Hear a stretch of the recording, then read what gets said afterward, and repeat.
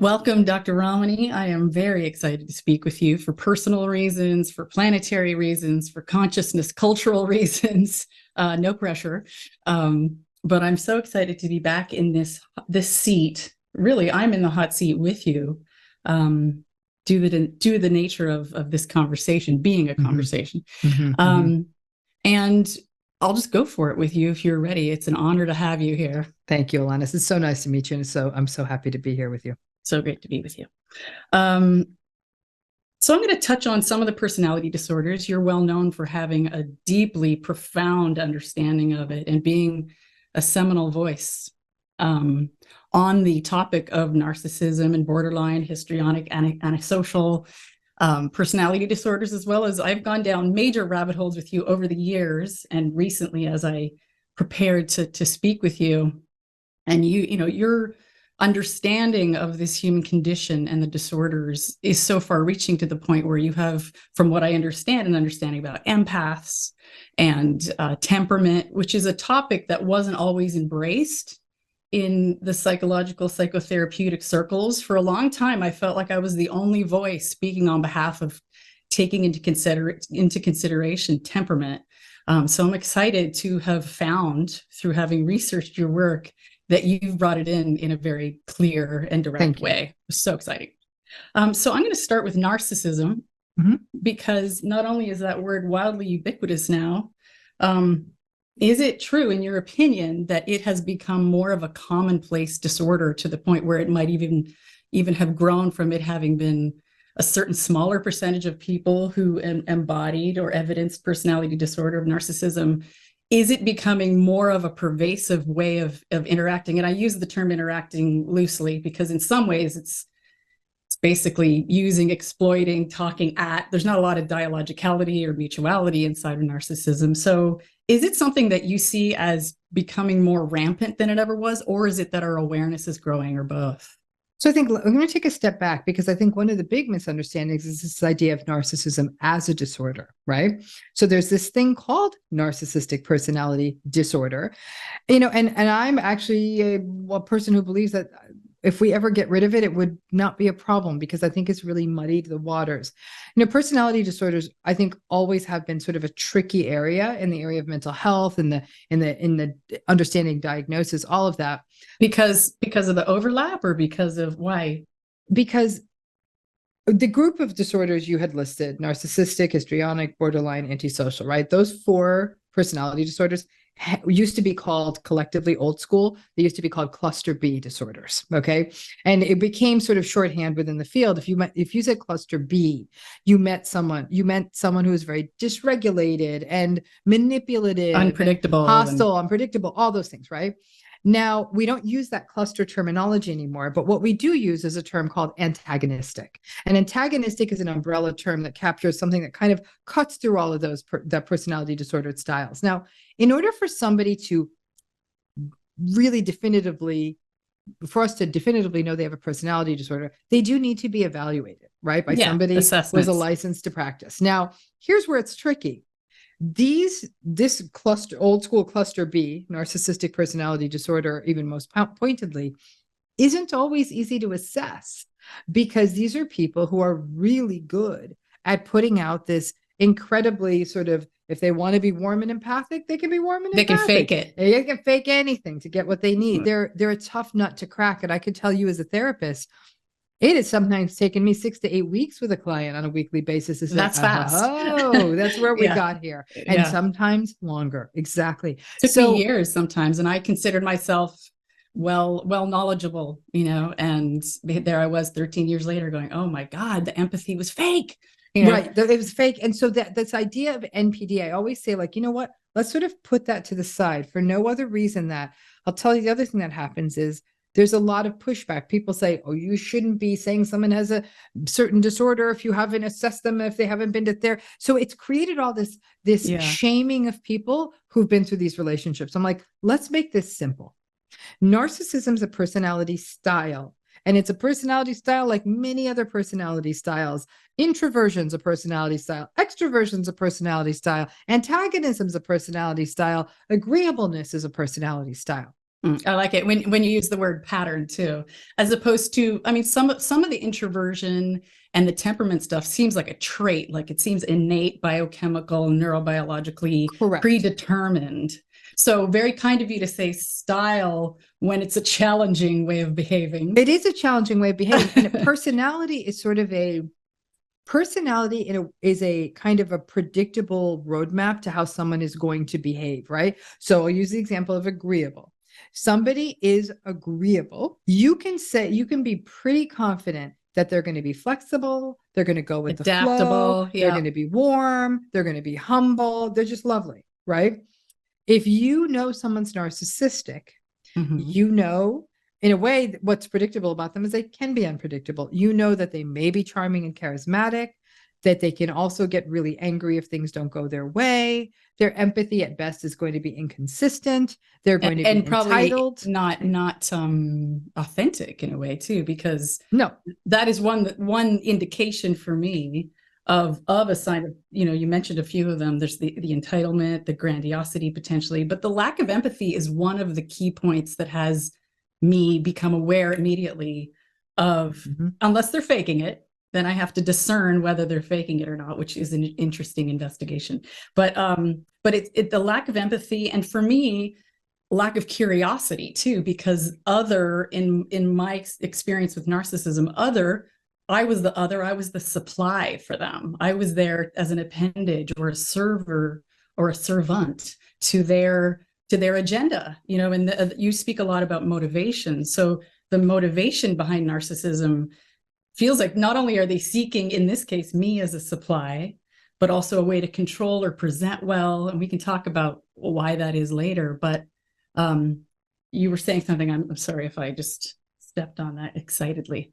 So, but what I was getting to the point is you're saying how many people are like this, right? Now, if we look at the research on narcissistic personality disorder, those numbers aren't that high. The prevalence, of course, if we looked across studies, depending on, if we think about 20 studies that have been done this, 1 to 6%. That's of the personality disorder. This required people to go into a research study and be formally evaluated by a group of clinicians with a very structured assessment. Now, they would have had to have been flattered into it, though, I would imagine. Maybe, or get paid into it or whatever. Because I've got to tell you, when I've done research on this, it was tough nut to crack. But if we just talk about narcissism, the personality style, we don't know if they have a disorder or not. And that's a continuum, right? Continuum. At the mild end, we're talking about Instagrammy, emotionally stunted, look at me, how come you don't think I'm great, living in a perpetual adolescence. At the severe end, you're looking at something actually can be quite scary, coercive, you know, exploitative, all of that. It's hard to capture this continuum of narcissism.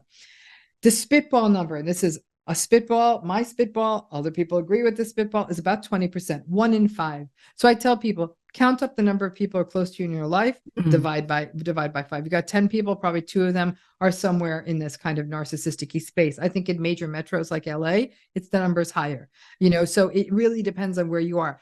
Now, this issue of healthy narcissism, I'm not a fan of the term, and I'll tell you why. By definition, narcissism's unhealthy, right? It's like, I don't know what you call this, like healthy cocaine. I don't think there's a thing. I think it's just probably not a good thing for you. But what would you call it? Healthy ego structure? I would call it ego sense of self. I would call it ego strength. I would call it accurate self-appraisal. I would call it self-advocacy, accurate perception. And narcissistic people aren't accurate. So I think this idea that it's healthy narcissism, I do not like when people use that term because I don't think it rings true. Okay, I will stop using it. Post haste. So let's dive in a little bit to some of the signs. You've mentioned a few already. The most sort of well-known narcissist is one who is sort of got that grandiosity, entitlement, seeing others as an appendage in a way to exploit, to use as a supply to feed. Lack of empathy we talked about. They also very much want to be seen as unique and special. And Lord knows all of us to some degree love feeling unique and special to our loved ones. But this sounds like a more pronounced version of that, right? Like wanting to be seen as special, specifically around being better than. It's special and the rules don't apply to you. Right. So it is, again, it's special. It is specialer. Maybe that's the better way to view it. Instead of just special, is specialer. Yeah. Yes. Yes. Okay.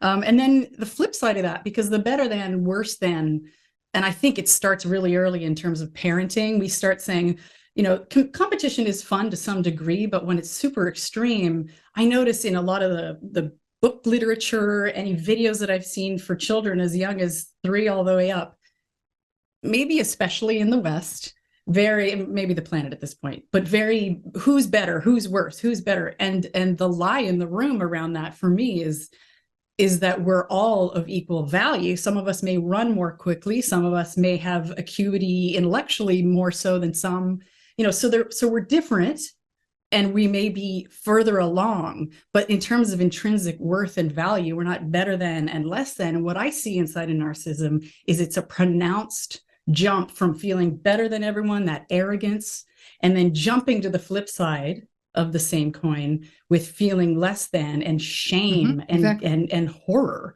at their own lack or inadequacy or felt sense of that. So the jumping back and forth, I feel like, is born from the original lie, which is so taught around culture in movies and shows and children's shows and anything we do. Who's going to win? Who's going to lose? As though it's so binary. And do you notice that sort of entrenched inside of narcissism? So you did such a beautiful job of capturing that sense of going from the grandiose to the devastated, right? And that's sort of the war that's playing out within the narcissistic person. But we got to remember that narcissism, where it gets to be tricky when we talk about etiology or the origin of narcissism, it's not a linear path. Now, there's sort of two inherent pathways. Pathway one is trauma, neglect, chaos, invalidation. Okay. Yep.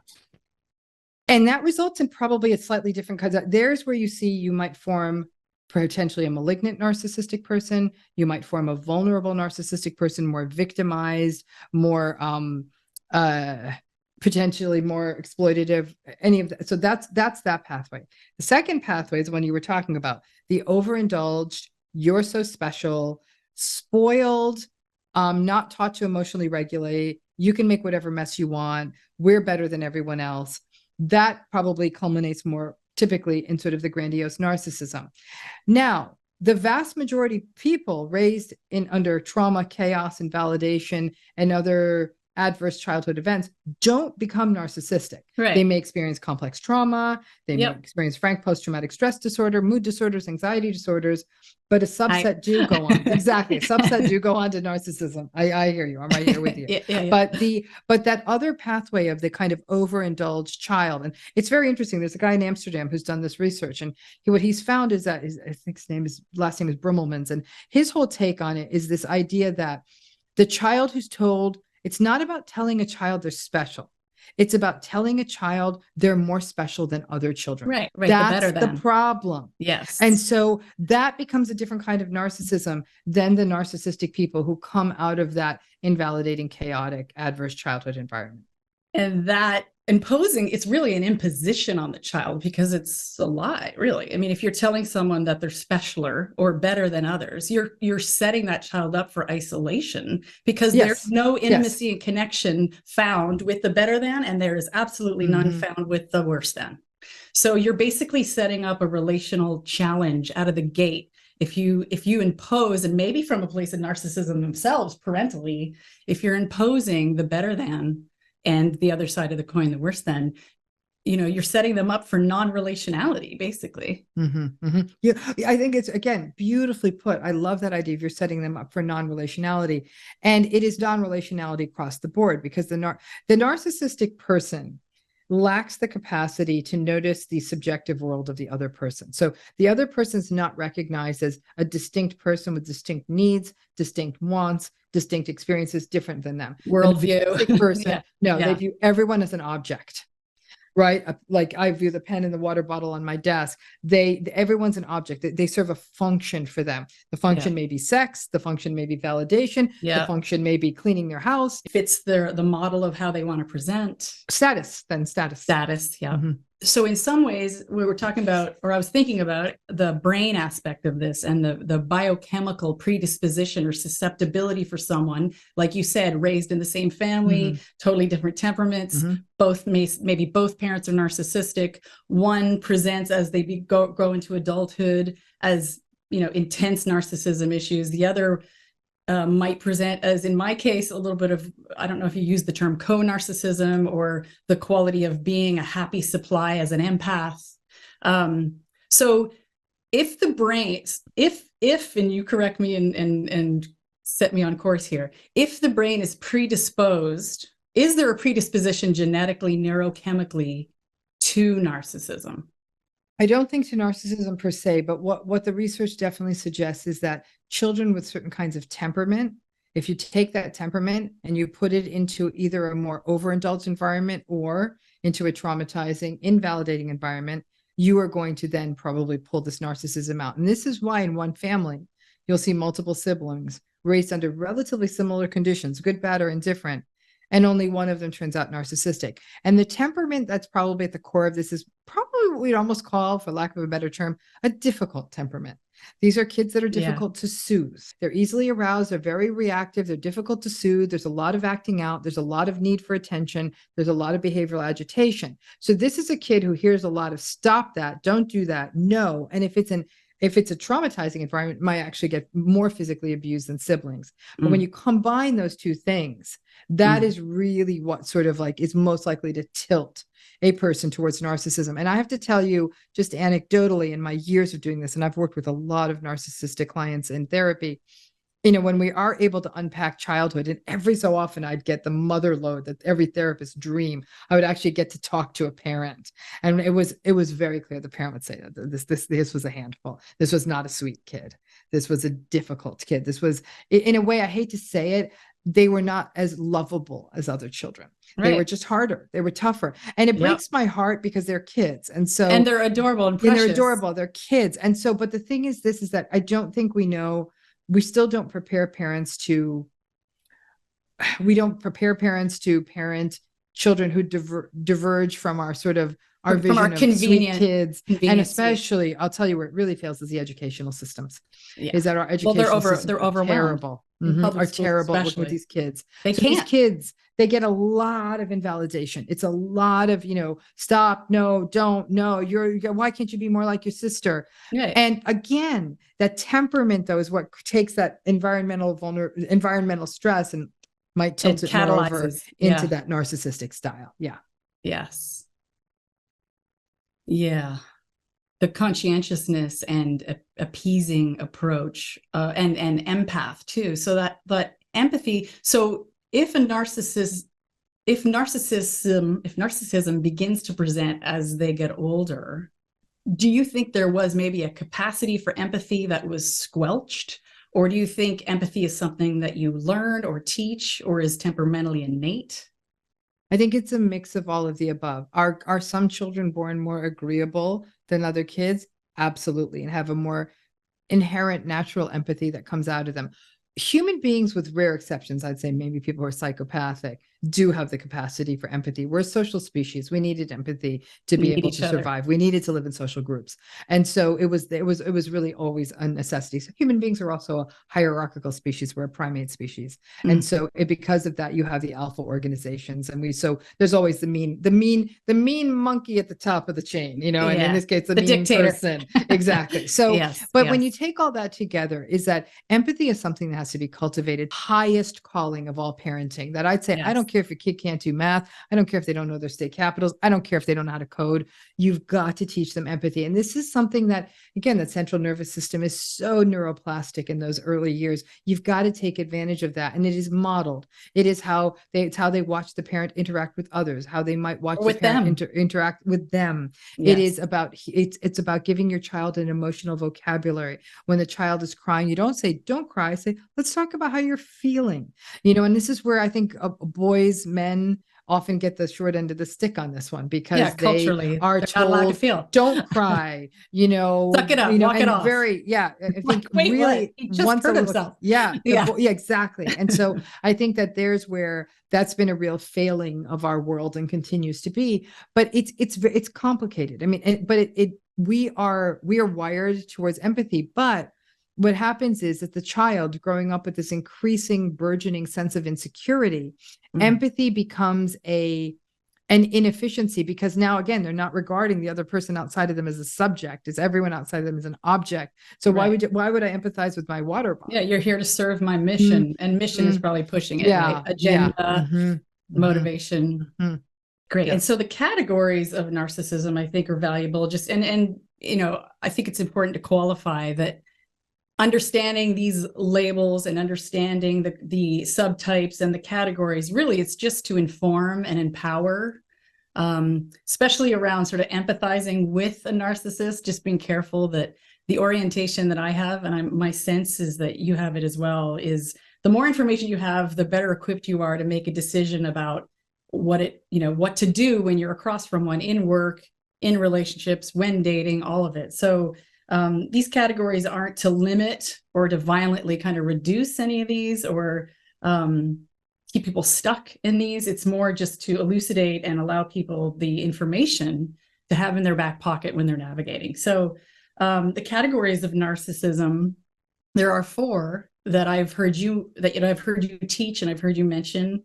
The first one is the grandiose, sort of classic, entitled, grandstanding, the better than arrogance one. The second one is the more covert one, as I see it, which is the vulnerable victim. And that's a tougher one to spot a lot of times because their approach can be kind of meek and victim and blamey, as opposed to sort of the other approach from up top and aggrandizing. There's a tantruming quality to the vulnerable victim one, for lack of a better term, the needy one. I know Nina W. Brown mentions needy in her work. The third one is the communal. This one was interesting when I did research with you. The communal one, the name was interesting to me. I've heard this one called the martyr, the helper, the advocate, I'm wanting to save the world. I cringe when I hear someone saying, but let's change the planet. I'm like, ugh. I'm like, that's a little too arrogant for me. I think that we can all collectively contribute to the consciousness evolving and changing on the planet. And does one person's contribution to consciousness raising matter? Of course it does. Is it one singular person that's going to shift the planet on its axis? No, we have to do it together. But this communal one, what you mentioned was that the orientation to saving the world is motivated by looking good. Is that the key piece? To get validation. To be validated. As I've seen it a lot in Hollywood, like making sure that every sort of charitable or philanthropic moment, making sure that every one of them is chronicled and shared with the planet versus doing it because you can't not, because on a soulful level, and this is a big underpinning to all of this, is the spiritual connectivity that is how life is as I know it. I don't always remember it. So the advocate to help is doing it for the attention. And that's the distinct difference. Then the fourth one is the malignant, sort of super mean, sometimes sadistic, has been called destructive. They lie, they cheat, they steal, they're conniving. And these are the ones that are a little scarier, right? These are more dangerous, the dangerous subtype. Yeah, I think when we get into the area of the malignant narcissistic person, we get into this really theoretically interesting area called the dark triad or the dark tetrad. The dark tetrad is the newer formulation where it's really comprised of this crossroads of narcissism, psychopathy, Machiavellianism, and sadism. So that was that old cluster C? It's all B. It's all B. It's all B. The sociopath and the psychopath? Yeah, all B. What we're talking about is that, the malignant narcissistic person is not a psychopath, right? There's a difference. Psychopathy is a distinct phenomenon.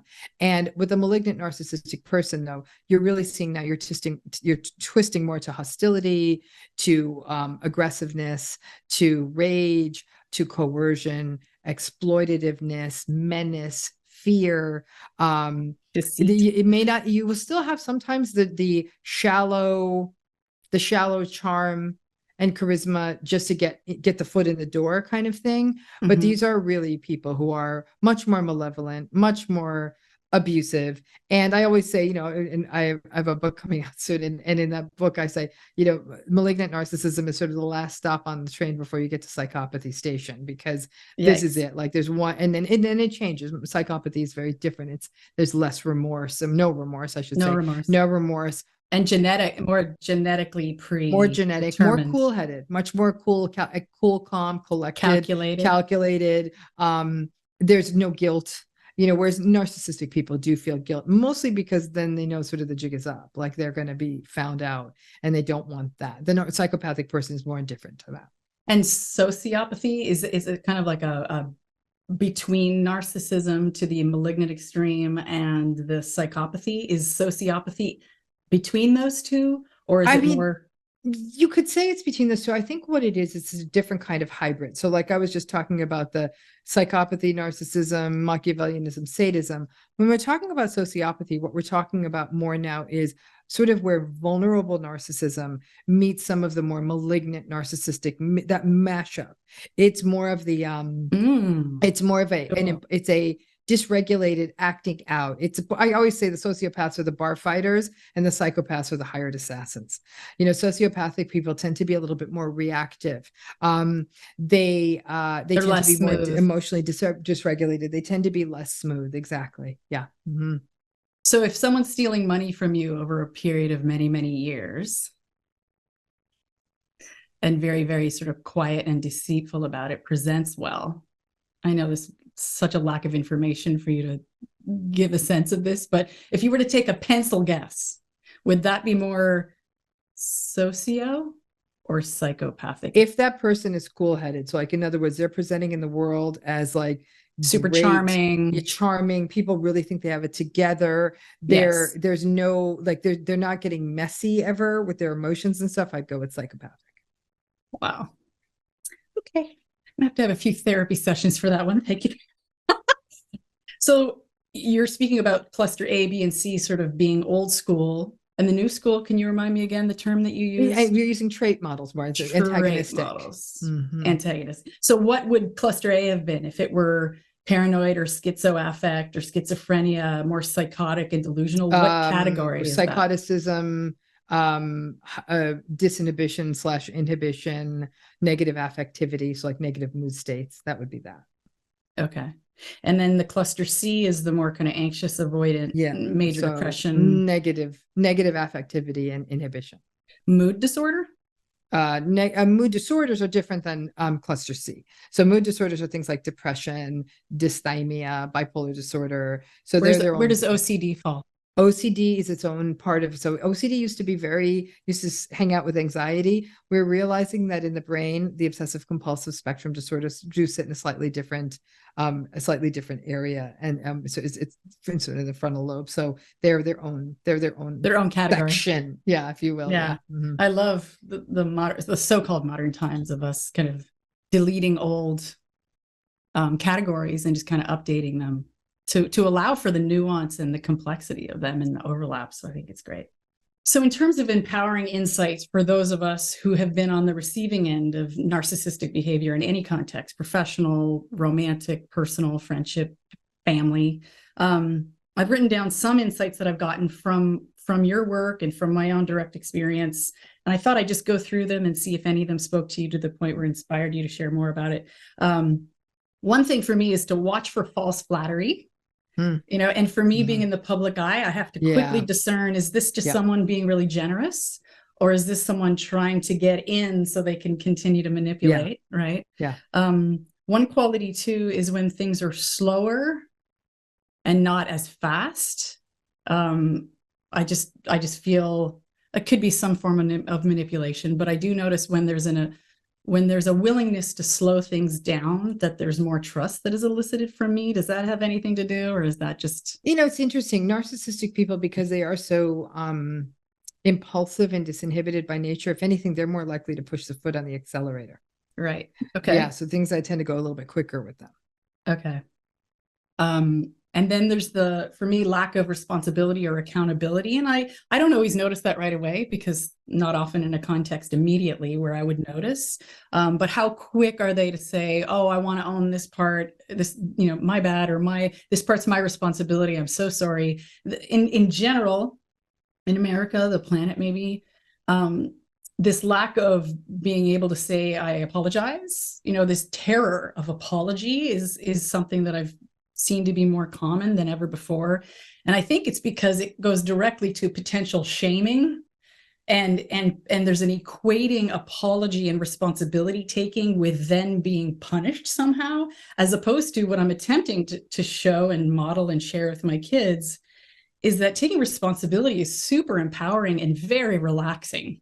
And I don't mean apologizing for living. I mean apologizing for the fact that, yeah, I tipped that glass over and it broke and I'm so sorry. Or I completely forgot to do what you asked me to do yesterday, or how empowering that is. Whereas in a lot of cases, I've seen the idea of apologizing, not only apologizing, but apologizing specifically to children, somehow has people feel that puts them in a less than position.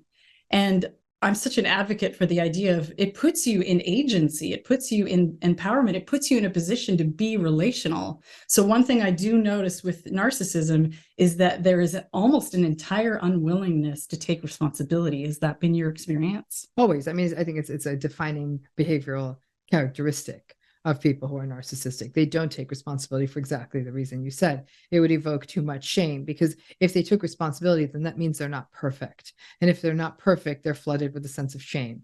And if they're flooded with a sense of shame, they're overwhelmed with the sense of rage. And then they lash out at other people.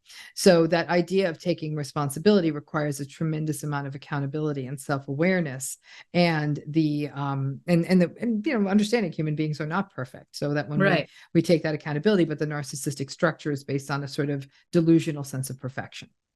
Yes. And the bummer about that one for me is that the awareness of my or one's fallibility is like a humility portal, and it actually gives me direct access to spirit.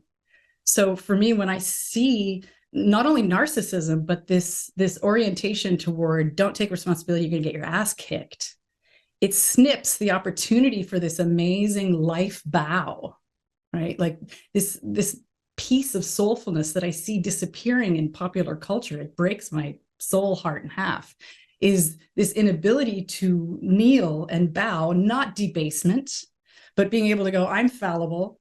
Whatever perfect even means, what does that even mean? We'd have to have one person decide, and we'd all have to agree what perfect is. In some ways, even perfection is subjective, right? So for me, the idea of being able to be humble and know oneself as fallible and take responsibility is a direct connect to the sweetness of the humility that brings us to God or light or whatever we want to call it.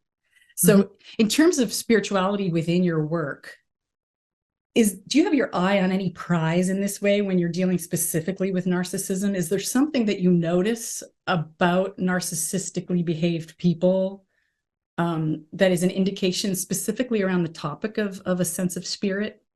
In narcissistic people, in terms of creating that connection, I think that what happens is that really, it comes down to how much one would ascribe to the idea that within all human beings is a piece of the divine, right? It's all about that, that energy and in a narcissistic person, that is there too, but it is so buried under that absolutely, that overwhelming sense of insecurity and having to engage in the aggression and all these defensive maneuvers to be able to hold their position, that part of them doesn't get to express. And it is interesting because when I have had the opportunity to work with narcissistic clients in the long term and really do and approach them from a very compassionate, loving place, I have to as a therapist, right? Yeah. That there will be moments when you will see almost the child in them. Their face almost becomes childlike, that you really approve of me, and you see, my goodness, this person is so vulnerable. But inside of 10 minutes, they'll be yelling at me, mostly because we pulled away the layers so much that it was too far. And so it's there. It's there in just about everyone. And so but that it is so buried under so much stuff. And to become so vulnerable as to unearth all of that motivation isn't there. That will isn't there for most narcissistic folks. No. Yeah, because of the lack of empathy and remorse and the lack of suffering that might connote. Like, is it because they're not suffering, so they don't have an incentive? Well, I mean, I think that the interesting thing is that they would say they are suffering. Narcissistic people are very prone to a sense of victimization. They believe they suffer more than anybody else. They actually believe that they're in many ways as kind as everybody else. Like it's very much a distortion. So they actually do think that they're suffering. But they're really not, they're really not tied into what the true suffering is to carry this sort of damaged sort of sense of ego with them everywhere they go, which is sort of where the shame is buried. And again, all these defenses like entitlement and arrogance and all that grew up around it. So they are really actually suffering, but what they think they're suffering is not in line with what the true suffering is. And I would imagine there is suffering if you're so adhered almost to the point where everything else is erased. If you're adhered to the presentational false self, that would imply suffering of a different kind. Like it's just suffering because there's a disconnect from life, and my personal emerged model, for lack of a better term, has been, the suffering is the disconnection from a felt sense of the oneness, interconnectivity with everybody, the relational ruptures in here and here with everybody in here. So all those ruptures and disconnects, that to me is the greatest suffering. And my son asked me the other day if I believe in hell. And I said, that's hell. The sense of disconnection and loneliness and self-hate and all that can come from these false perceptions. And I do believe that when one is locked inside of a personality disorder or challenge, that there's just a large disconnect, right? It's a misperception of what the truth is, and they may or may not have access to it any time in their lifetime, which is one of the biggest heartbreaks, because my direct experience, and you can tell me clinically and as a teacher and leader, my direct experience is I haven't noticed those who were narcissistic across from me. I don't notice massive changes in them. And it might have to do with what we talked about, which is the big incentive. Yeah. I mean, I think that what we have to remember is that narcissism is very resistant to change, right? It's very, very resistant to change. And so, I'd say that the easy, the kind of the quickest way to view it is it really doesn't change. And here's the thing though, Alanis, is that our personalities don't change. Mine doesn't change. Yours doesn't. They don't. I am who I am. I am a conscientious, agreeable introvert. Proud of that till the day I go down. And you know what? Has that always, right? Has that always helped me? No. I mean, I think it's held me back in the sense of I haven't always advocated for myself as well. I've probably said, no, let me cede the stage to someone else, when in fact, I really should have been the one to sort of hold that space for myself. So no, it hasn't always done me favors. My introversion makes it hard for me to network. And people say, no, you don't seem introverted. And I'm saying, well, you have to, after I spend time with people, I have to sleep. That's not, 3 days, you know what I'm saying? So it's so that, and if tomorrow, Alana, someone turned to me and said, hey, Ramani, you know what? Let's have you change. Let's have you not be so agreeable. How about you work on dialing down some of that empathy, act a little bit more entitled, and be really grandiose? I'd be like, what? You're like, I can't do that. So I've tried, by the way. Right? When we ask a narcissistic person, like, hey, you need to you're not the most special person. Cultivate you're not a VIP. your empathy. You need to be humble. They'd be like, what? So why? I think that in some ways people say, what do you mean they can't change? I said, you can't? Why would they? Yeah, and I have some colleagues, friends, teachers, mentors who would say that it is possible. My direct experience so far is that it has not been. Alanis, there's some argument that, there's a whole literature on post-traumatic growth. Okay. So we often think about post-traumatic stress, post-traumatic, distress, all the bad things that come of trauma. But trauma can also result in significant personality change in some cases. And that personality change can actually sometimes be in a better direction. But you got to remember, there's change, small c, and there's change, big C. And big C change is the change we can see. So in other words, I'll see a client come into therapy, not even just behavioral change, enough behavioral change. I'll have a client come into therapy who will actually remember to tell me they were going to be late, or will inquire on how I'm doing, or say thank you. These are quantum leaps from where they came in. But for a person in an intimate relationship with them, or some other close relationship, It's not enough. Right. After all the breaches, after all the betrayals, you said thank you. They're like, oh, you're going to have to do a lot more than that. For me as a therapist, I'm saying, this is 3 more thank yous than we had 3 months ago. But to the person in the relationship who need the big C change, they're not seeing that. Right. Amen to that.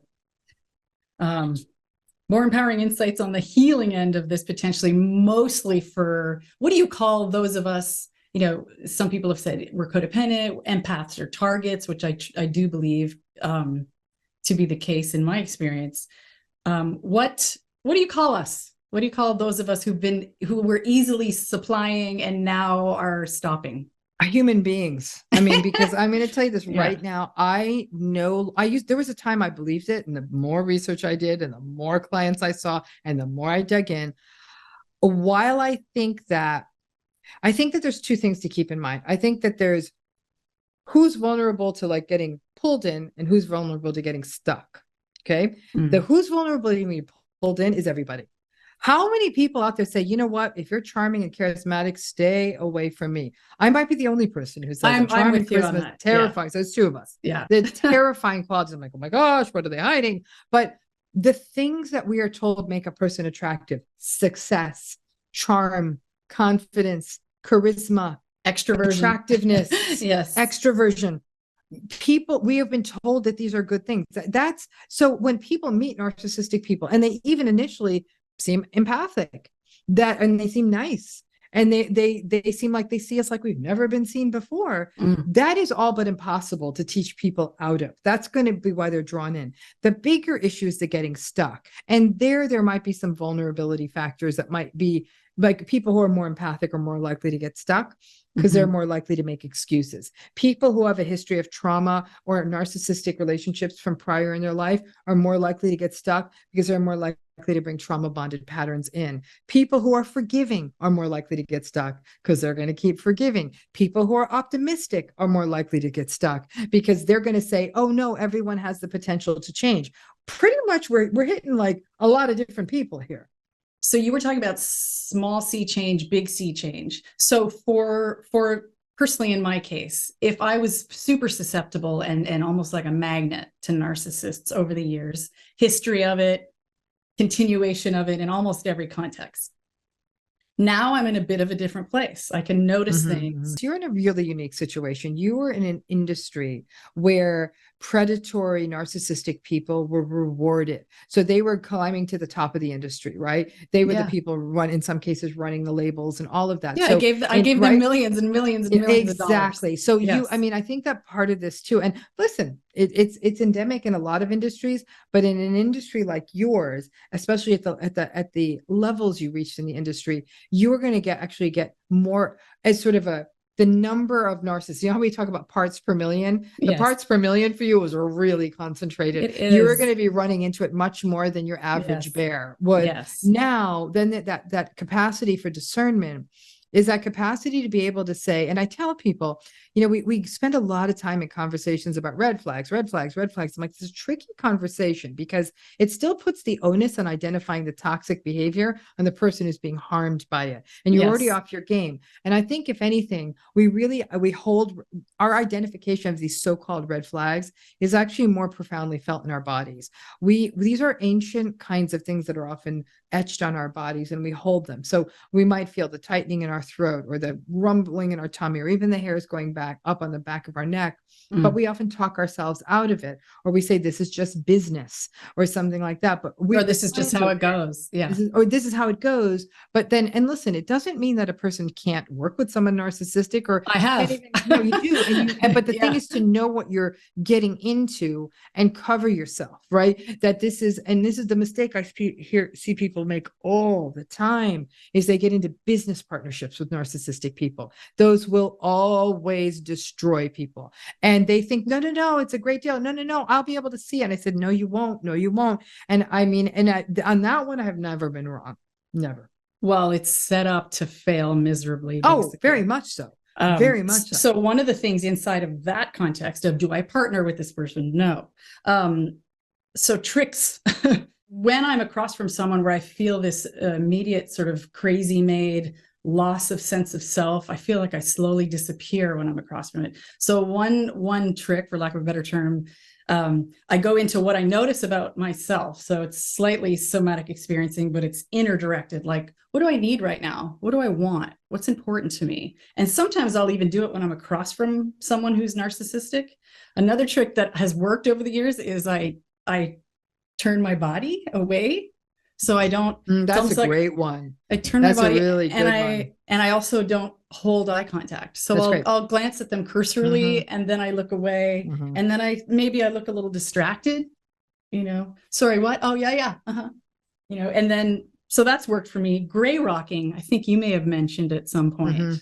I'm not a fan. I'm not, gray rocking is a technique. I'm not always the biggest fan of it. I'll tell you why. So gray rocking is exactly what it sounds like. You become as inert and uninteresting and boring as a gray rock. So it's very much yes, no, sure, and it's very flat. Here's the challenge with gray rocking. From the vast majority of narcissistic people, they view it as antagonistic. They don't like it, right? Because they find it very cold and they find it very distant. But they also realize like you're not getting into it with them, and they're aware of supply, it, right? Yeah, and it also weirds out the other people around you. So, for example, if this is a co-parent, a narcissistic co-parent, the kids are like, "What is this?" If it's a colleague, it makes the workplace very tense. A friend of mine and colleague, Tina Swithin, who does a lot of advocacy work in this space, she coined the term yellow rocking.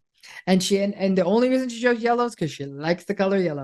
And she chose this idea of yellow rocking was this idea that it's still giving the very tight responses, but with warmth. Like, thanks. Yeah. Oh, sounds like you guys had a great time. Whoa, that sounds really fun. Yeah. Exactly. And so it doesn't, to anyone looking at it, they would say that seems normal, but you're not giving them anything. And in fact, a client of mine developed this term called firewalling, and I loved it. She'd worked in the tech industry, and she said to her, the way she manages narcissistic relationships is, if you think what a firewall does on your computer, right? It's the kind of thing that keeps malware from coming in. And in a way, if you look at the other protection of putting passwords on things, so people can't get your information out, kind of thing. So it's information out, information in.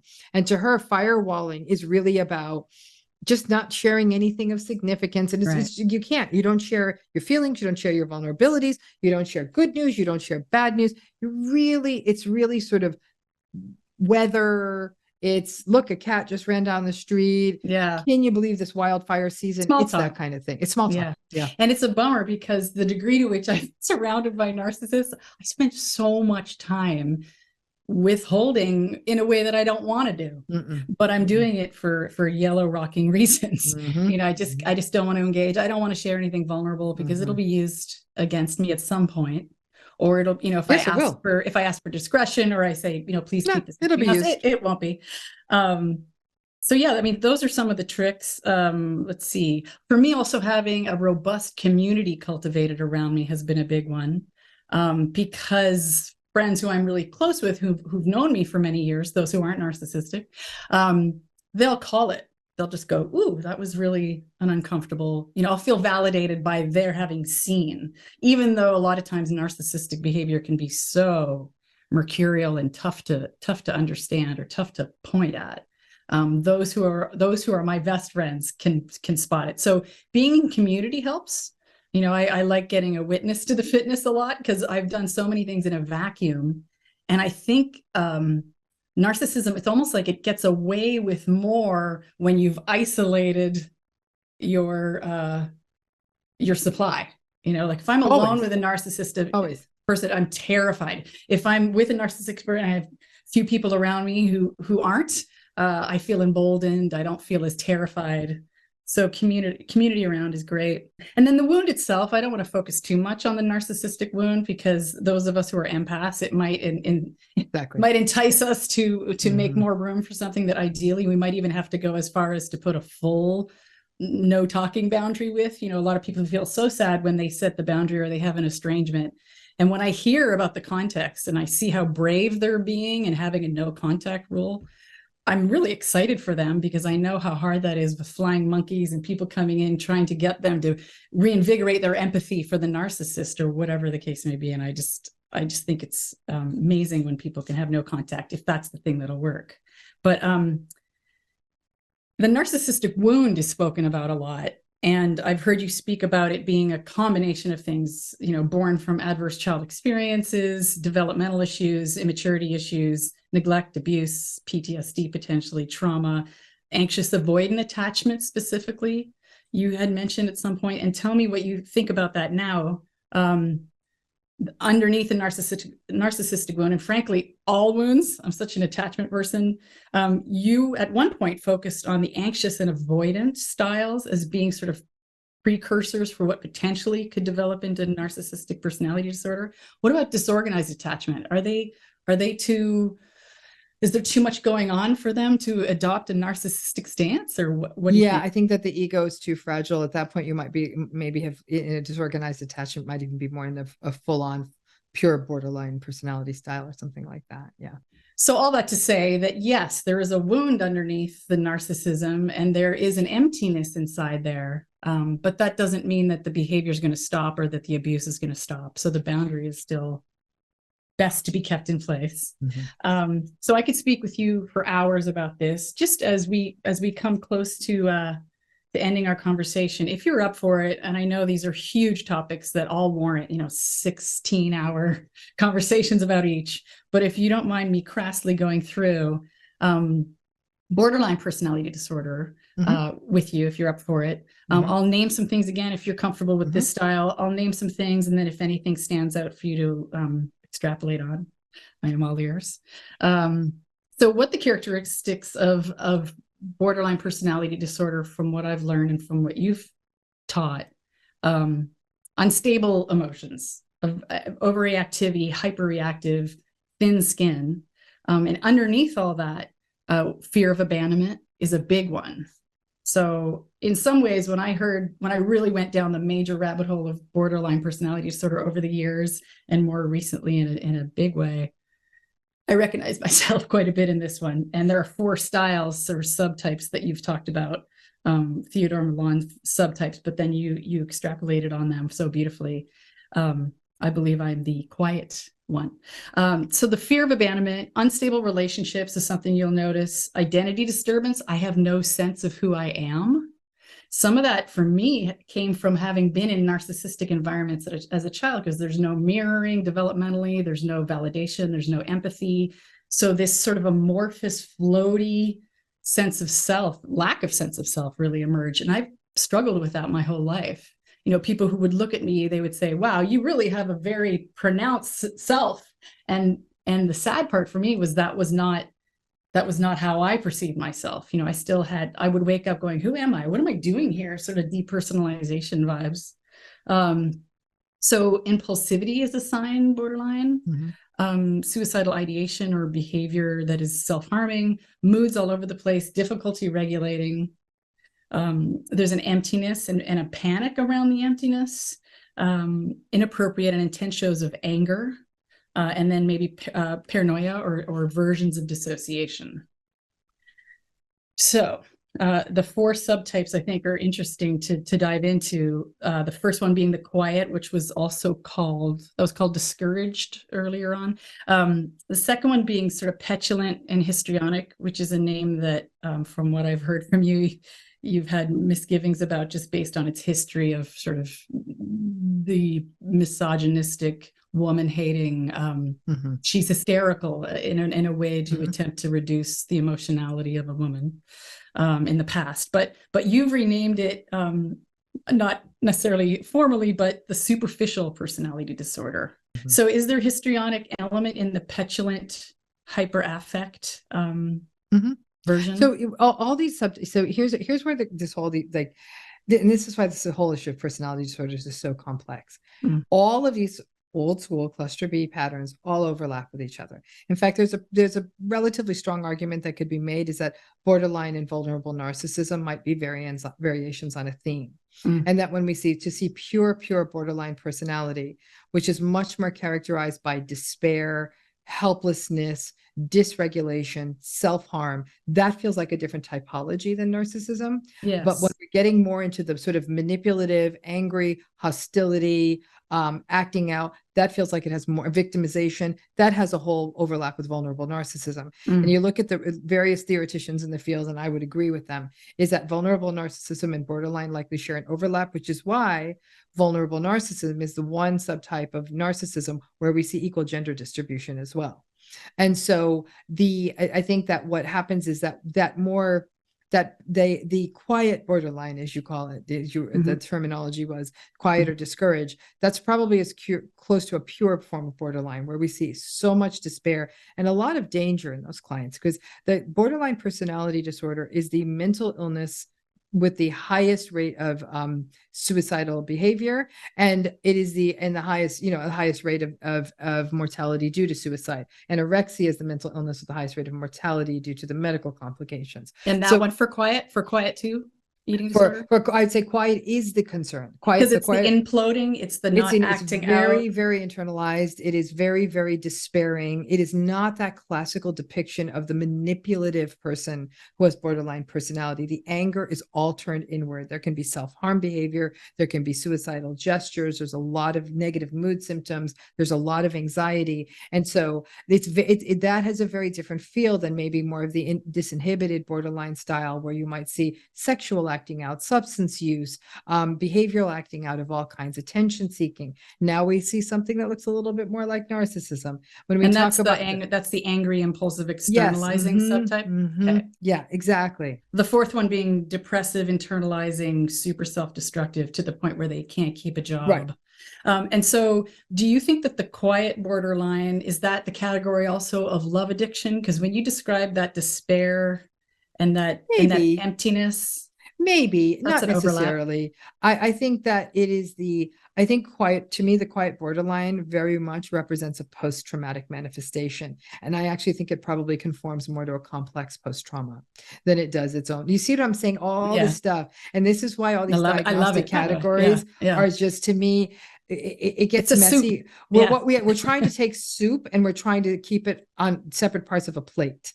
Right. And it doesn't work. It's all going to run into each other. Yeah.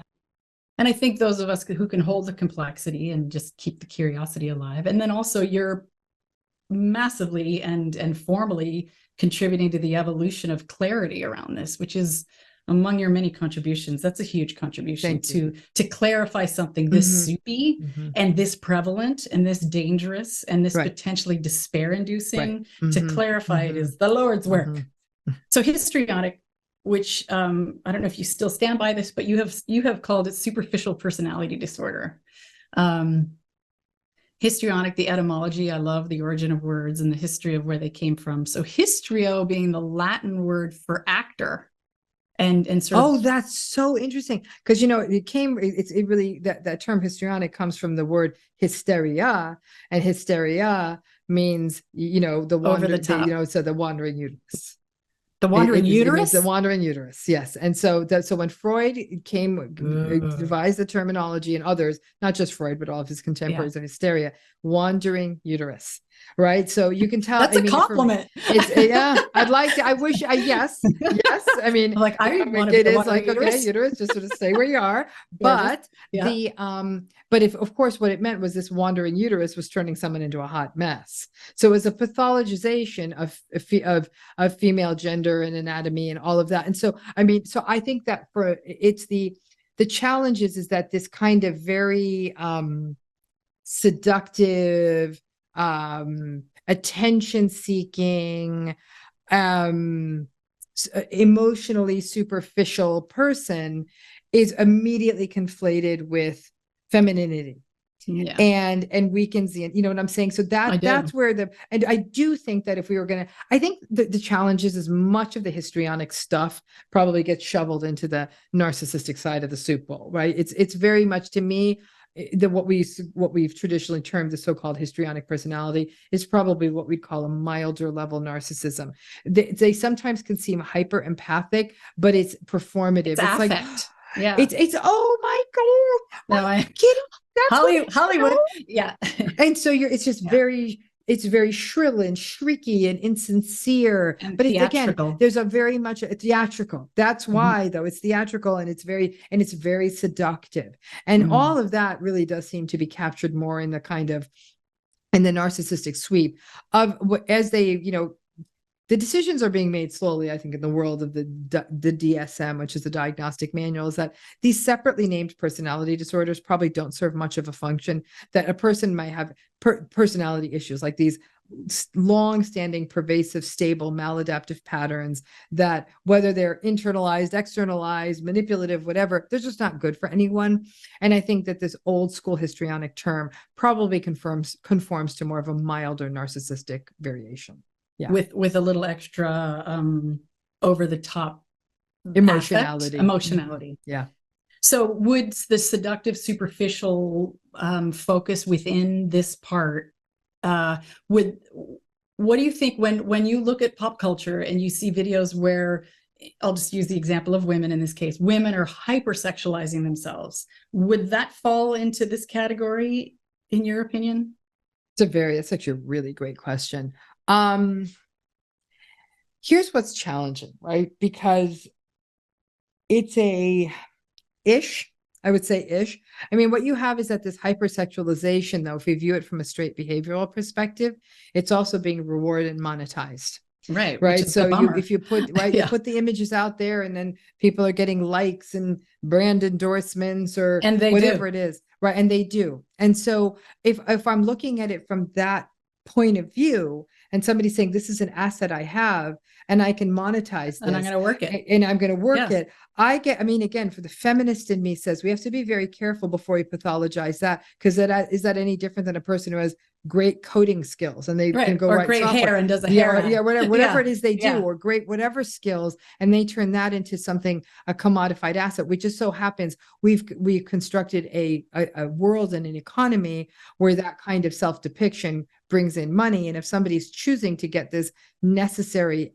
asset, money, cash, while they can, cash, I'm loath to critique someone. Where it concerns me, though, is that shapes identity. These are younger women, and so their identity then gets locked into my entire sense of self, my entire sense of value is coming from this thing I can sell. And let's face it, it's a diminishing asset. It's like driving a car off the lot. It starts losing value real quick. And then there's this then I worry about vulnerabilities to things like disordered eating and body image issues and dysmorphia and dysmorphias and the excessive reliance on, age-defying stuff and the excessive spending on that. So it's like it becomes this really problematic psychological rabbit hole. But it's but yes, I do think that some of that, though, is this is how I get attention, this is how I get money.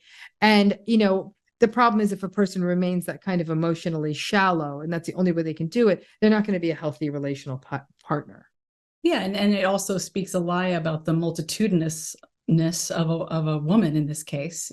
Very much so. I always say, like, it's fine to groom and feel cute and present in a way that reflects what you'd ideally want, but it's 1/100th of who you are, but culture has a tendency to just zoom in on that and say your only worth is your sexual prowess or your sexual viability. And that also contributes, there's a whole other conversation to be had about women and aging and objectification, sexualization, what is healthy sex. But because there is some element tied to the histrionic personality disorder of the physical appearance, and I've heard the word shallow be thrown a lot around it.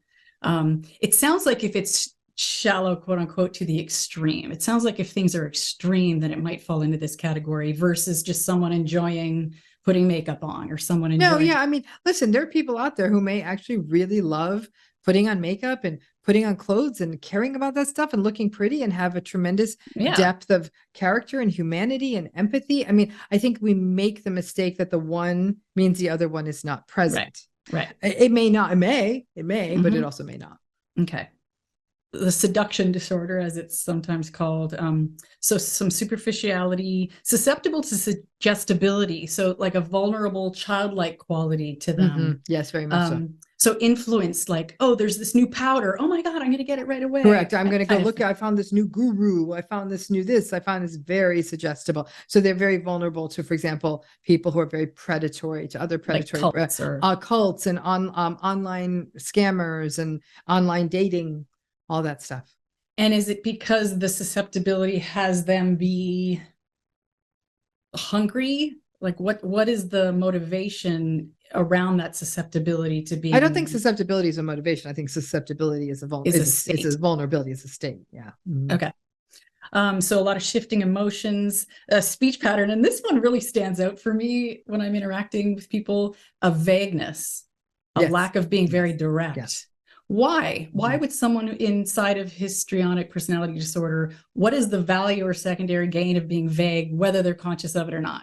Again, I don't know how much of its value or secondary gain as much as that there's no depth. It's the in many ways, it's the disconnection from motivation. That's the issue, right? So they're not cutting to the chase. It's there is an ephemeral kind of disconnected, childlike. The one thing that comes to mind a lot when I think of this personality style, it's very childlike, right? So and that vague kind of communication can sometimes come off as grandiose too. That's why I'm saying there's a tremendous overlap with narcissism. Grandiose because they're sharing something that's not wildly clear, and the assumption is that everyone understands what they're talking about. Exactly. Not only everyone understands, it's also sort of it's everyone understands it, and I don't need to be any more clear. Like I don't need to expand on this. You can see an overlap between the histrionic personality style and the communal narcissistic folks too. I mean, again, you're in that sort of more culty kind of a space. Yeah. Mm-hmm. Yes. And also the messianic or the messiah complex. Is that inside that too? Nah, the messianic stuff, what I put back in the narcissism. Yeah. Mm-hmm.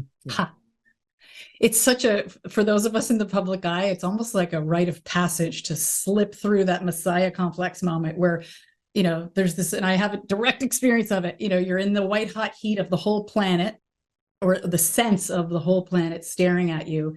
And there's this moment of, wait, this is an unusual, very sort of socially, culturally unusual, psychologically unusual circumstance. That must mean that I have some answer for the world. Right. And every single person I've seen in the public eye at that particular juncture in their career, maybe their model is blowing up, maybe their record just blew up, maybe a movie came out.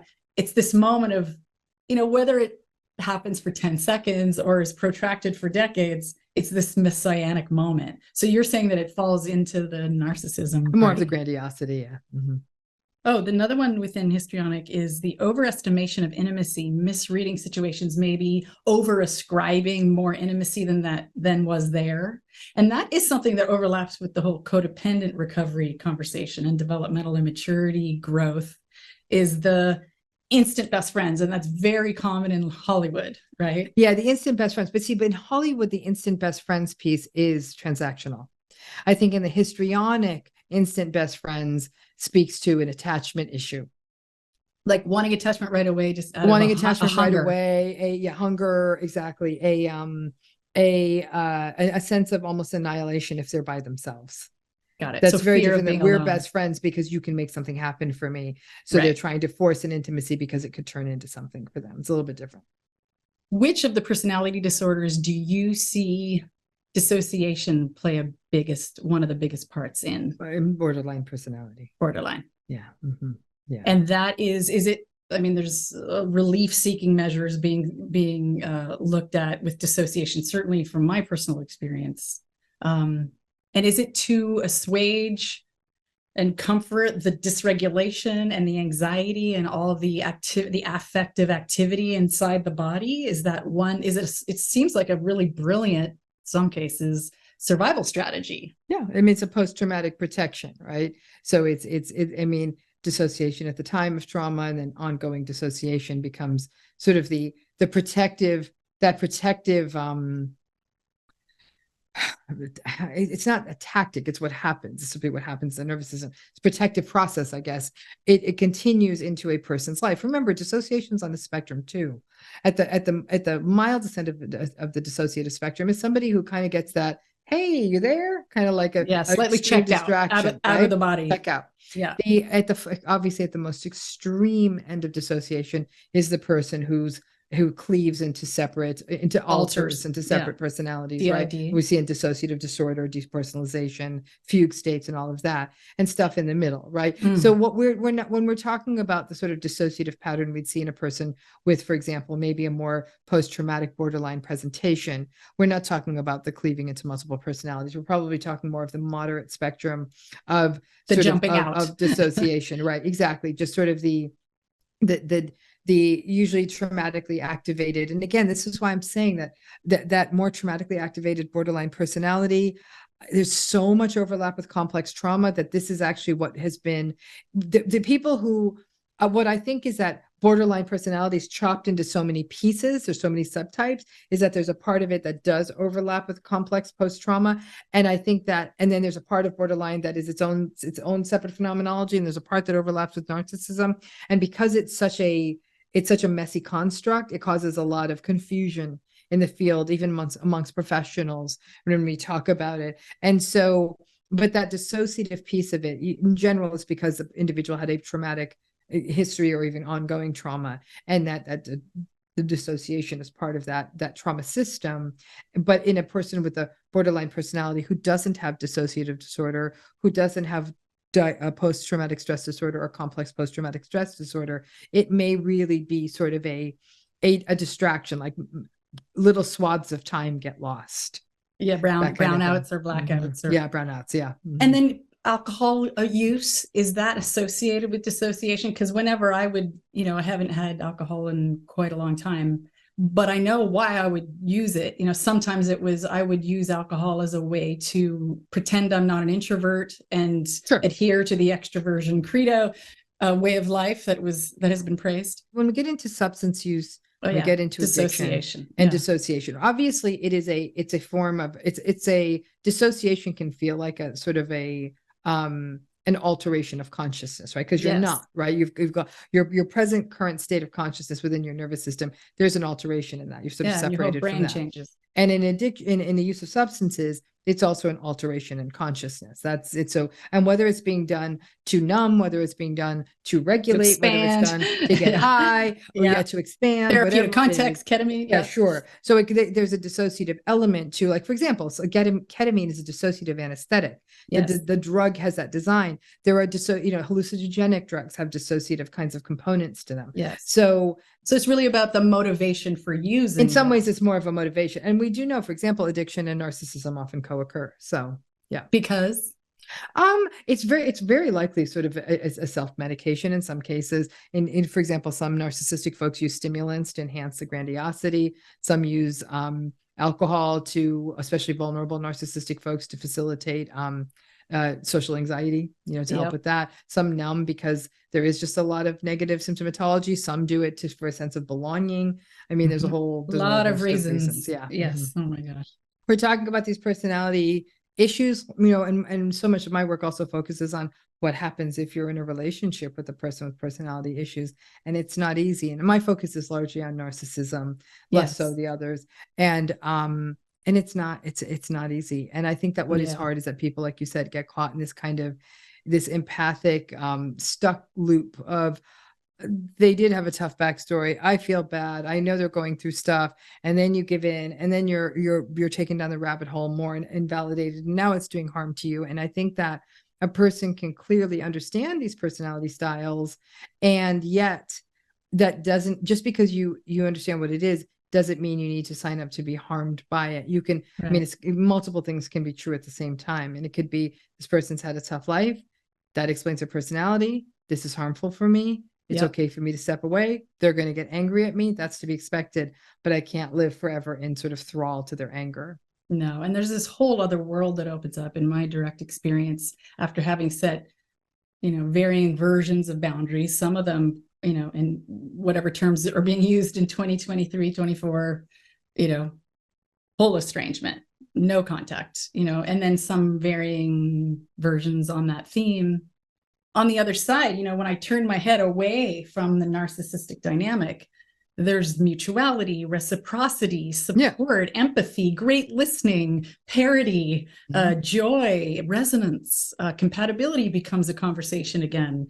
It's I, thou, I, thou, I, thou at all times versus, no self, eyeball serving, so in terms of just ending on a note of healing and a vision for what's possible, do you want to spitball or popcorn some of the examples of what has worked in terms of healing? And I can also add, when we're done our conversation, I can add some resources at the end, of course. But are there from your experience, and I know you've had so much experience sitting across from people struggling with narcissism relationally, are there a handful of things that off the top of your head that you think of with regards to it, facilitating healing for people? So I would say number one is to understand this is not going to change. There's nothing you can do to change it. You cannot be responsible for another person's behavior. And that is part of that radical acceptance, that as they continue, just because you radically accept doesn't mean it stops hurting. That they're going to, as they keep going at you, because some people say, oh, I radically accepted, how come it still hurts? I'm like, because they're still hurting you. So it's understanding that this is never going to change. And each time they do it to you, it is going to hurt. It's about having realistic expectations for these relationships. When people hear no contact, they get terrified. They're saying, wait a minute, if this is a narcissist, does this mean I have to end the relationship? Not necessarily. But what you do need to understand is its limitations. I think that no contact is a tricky kind of prescription, and it's one I never give, because it's not one, again, I'm not talking about cases where there's violence involved. It's not one of physical violence. I'm not talking about that, but it's a psychological violence. And in these cases, I say, listen, there's reasons of finances, culture, religion, genuine fear of why people cannot leave these relationships. And so valid. In those cases, it becomes that it's not as simple as no contact, that by having realistic expectations of the limitations of this relationship, that you'll stop trying to drop a bucket into an empty well. Another thing is, like you said, is having at least one validating voice in your life, having healthy social supports, because it reminds you that you are valued for you, not the performative version you have to bring into the narcissistic relationship. And that doesn't take many. It can be one or two people who see you wholly and fully. For some people, that therapy is part of that space too, but definitely bringing up that kind of idea of social support. And also working through the grief. These relationships bring up mountains of grief. And some people will say, I should be happy. I've dodged this terrible relationship. No, because for a long time, for many people in narcissistic relationships, it was realer than real, and big, complicated narratives were written around them. This could be someone's parent. I mean, these are not these family, high ticket, big ticket relationships. Is that there's a process of grief, and the grief confuses people who will say, well, if I'm so sad, does that mean I'm making a mistake? No, because this is something that you had once convinced yourself was in fact very, very real. And I also tell people, be ready for the setbacks. That sometimes people will get pulled back in. There will be hoovering, as we call it, getting pulled in for an act 2, an act 3, an act 10. And a lot of people feel ashamed. And I say, you will be hoovered, and expect it. And if it happens, do not shame yourself, that this is very human. That ultimately, and the biggest takeaway I want people to have is that our human desire for love, connection, and attachment is one of the most profoundly beautiful parts of ourselves. And it's that very part of ourselves that wanted to make this relationship with a very antagonistic person work, and it couldn't. But when we get pulled back in, it's because this really lovely part of yourself that wants attachment and love, unfortunately, is getting pulled into a very problematic system. But to show yourself compassion and grace and say, it was a healthy part of me that wanted it in a not very healthy space, and exploring it, whether it's through therapy, support groups. This can often be a very challenging road to walk alone. I actually have a monthly healing program. We can send you that link. Great. If people really want to do that work, they can certainly enroll in something like that, where we take this issue by issue, brick by brick, and create community, because people who are going through this feel a lot of shame and feel very alone, saying nobody's going to understand this. And there are people who understand it. And when you're in their midst, you feel very seen and heard. Yes, you don't feel insane, basically. And that's particularly tricky in terms of the being hoovered back in when that person has any kind of Jekyll and Hyde charm, punish, so when, I used to say with my narcissistic close people, wouldn't say it to them, but I would say it about them, that when they're great, they're so great. Yeah, so good. You know, oh, so good, so resonant, so inspiring, so hilarious, you know. And then when they're bad, and I never knew when that would come, to walking on eggshell style, it was horrifying. So for me, the grief is also about throwing the baby out with the bathwater, that part. And I just think grief is just this ongoing ask in my body and my life. So I'm just constantly being asked to grieve about everything, a pen, a human, the world. Well, I thank you so much for your time and your intelligence and your generosity of spirit. And thank you for all the people who you're helping, and thank you, and leading to some solace. And I appreciate it's been you. an honor Thank you so chatting much with you, and God bless you. It was great. I really loved our conversation. Thank you. Me too. Thank you. Thank you, Dr. Ramani. Great. Yeah, absolutely. Be well. Thank you. You too. Bless. All right. Bye-bye now. Bye.